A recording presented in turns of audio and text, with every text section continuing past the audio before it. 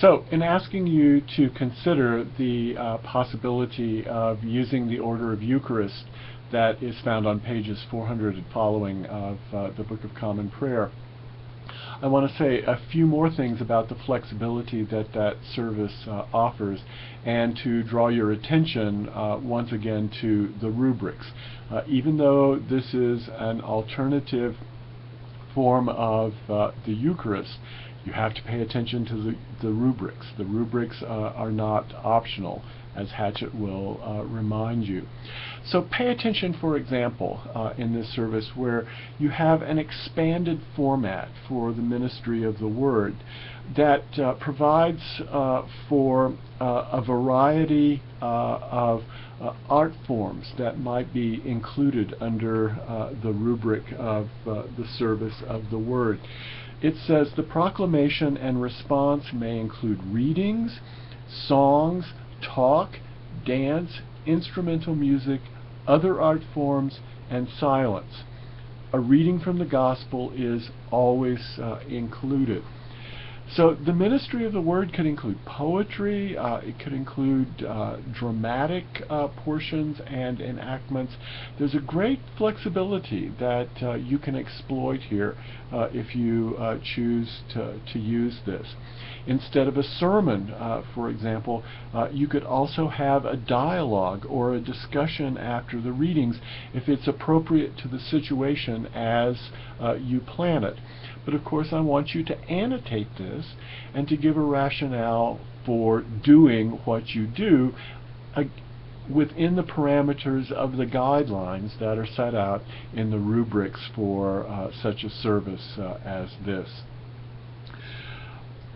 One of the interesting things, too, about this service is that when you get to the Great Thanksgiving, there is less flexibility that is allowed for that, and two forms are given in the rubrics for shaping the Great Thanksgiving, because the Great Thanksgiving not only has to include the invitatory words, it can include the Sanctus, but it absolutely has to use the words of institution, quoting the words of Jesus at the Last Supper, and it has to include the epiclesis, the invocation of the Holy Spirit upon the gifts of bread and wine and upon the people partaking in the Eucharist.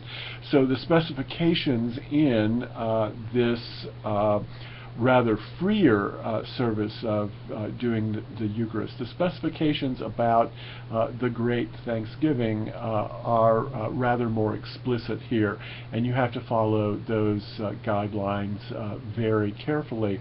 Although, once again, there is an opportunity to draft a prayer that is appropriate to the situation, and in your annotations you'll want to give the reasons for the way in which you have drafted the prayer. There's also the opportunity at this point in the Great Thanksgiving to simply return to any of the Eucharistic prayers given in Rite 2 and importing them into this service to save you that work, if that seems appropriate. But once again, you'll need to, in your annotations, offer a rationale for why you have turned back to the Eucharistic prayers in Rite 2, whether A, B, C, or D, to suggest why it is that you have incorporated this into your rather freer service that you have designed. As you follow through these rubrics, it's important to remember that the celebrant should work from a full text, or at least a very carefully prepared outline.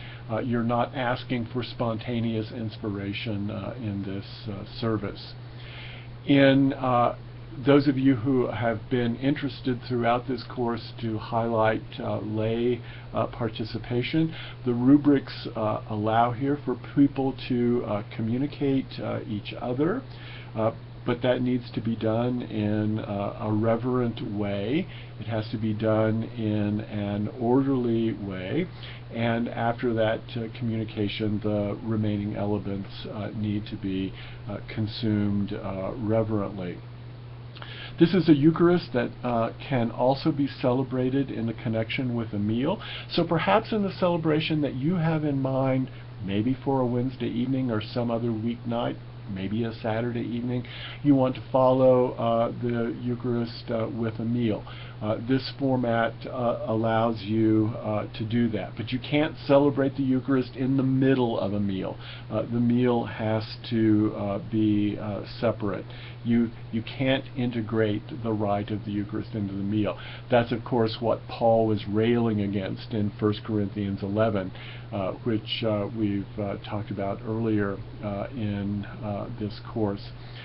So as you think about your service and you think about how you're going to annotate it and how you're going to lift up the themes that are important for the particular kind of celebration you have in mind, this service might provide you with a great deal of flexibility. It has to be done carefully. It's going to take some time to do it. You're going to have to annotate all of the pieces. I'm happy to work with you on that one-on-one and to see drafts as you are developing them. And you certainly may want to develop this in consultation with the priest in your parish or with the deacon in your parish. I hope you'll be creative about this, but also thoughtful and intentional, and carving out for yourself enough time, because this just can't be done at the spur of the moment. Do feel free to contact me as you begin to work on this project. I'm happy to help you accomplish your goals in any way I can.